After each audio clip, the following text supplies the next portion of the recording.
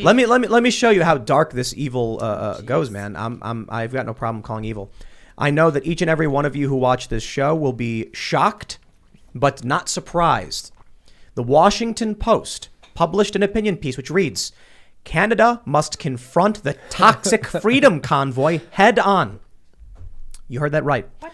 The Washington Post has published an opinion piece in opposition to working class individuals standing up against the elites. Wow. Because democracy dies in darkness. Sure Let me does. show you this tweet. Sure does. This is a tweet from a political cartoonist, I believe, from the Washington Post, Michael DeAtter. And it is a cartoon of truckers with fascism written on the sides of them. I responded, these people think that when the working class resists the elites, it's fascism. Amen. That they do.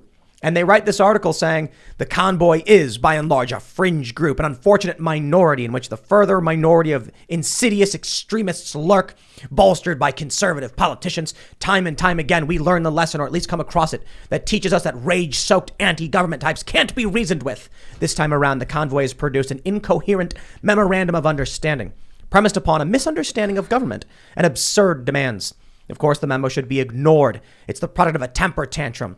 But doing nothing is a risky, suboptimal strategy. Also, that's right. The working class are the problem, I guess. This ridiculous article wasn't a temper tantrum, but these working class people trying to stand for their jobs was. Also, I love how he called them fascist and then called them anti-government. I don't know. No, that was different. Okay. The fascist was the cartoonist. Oh, that's right. You're right. I'm sorry. I shouldn't confuse those. Right. I love that cartoon, and part of why is because, so as a political cartoonist, you know, sometimes you swing and miss, but I can't imagine doing a cartoon where you like literally just drew a picture and then wrote bad on it.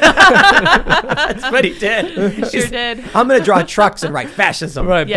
bad. You just They're- rip what off if- Ben Garrison. Yeah, He even signed it like Ben Garrison. He's just, but Ben Garrison does label everything in his Everything he comics, does. but at least they're still funny. So I checked the author. David Moskop wrote that op-ed, and so about the author, David Moskop is a political theorist with an interest in democratic deliberation. What does that mean? Well, I guess he wants us to have democracy where we are deliberative in our coming to conclusions, unless, of course, that deliberation leads to conclusions that are adverse to David Moskop's, Yes. at which point it becomes fascism, right? That's, to me, the irony is rich. His book is too dumb for democracy, so clearly he's smarter than everybody else, too. Well, wait. Yeah, His yeah, book, yeah. Those daggone truckers Well, are messing everything up. his book is called Too Dumb for Democracy. It is. Well, it's an admission. Oh, yeah. Confession through projection. Was that his autobiography?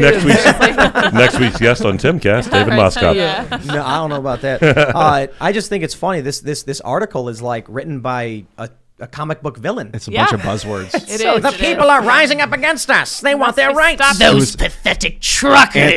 They should have a say. Anti-government types. Was that one of the words that they Yeah. used in here? Anti-government types. Can you imagine being Yo, against it's a- something the government does? Crazy. It's a type. You know? But it's like they're not even. It's not even the craziest protest I've ever seen. It's like it's Oh. people driving trucks. How You know, kidding. in the United States when BLM burns down I cities know. or whatever, they're like, this is democracy. It's like, this is people with jobs. This is people with jobs, Hey. like representing their job. Let's juxtapose this headline onto, say, Antifa burning a courthouse in Portland or trying.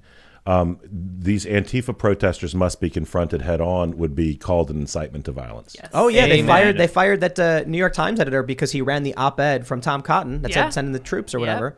But when you have Antifa and Black Lives Matter engage in violence, what is it? AOC? She's like, protests are supposed to make you uncomfortable. Like, yo, they literally killed people, dude. I don't know. It's a bit beyond discomfort. Where does it Like, say it's supposed to be peaceful? Like yeah, 30 dude got people shot in the died? chest, man. Yeah.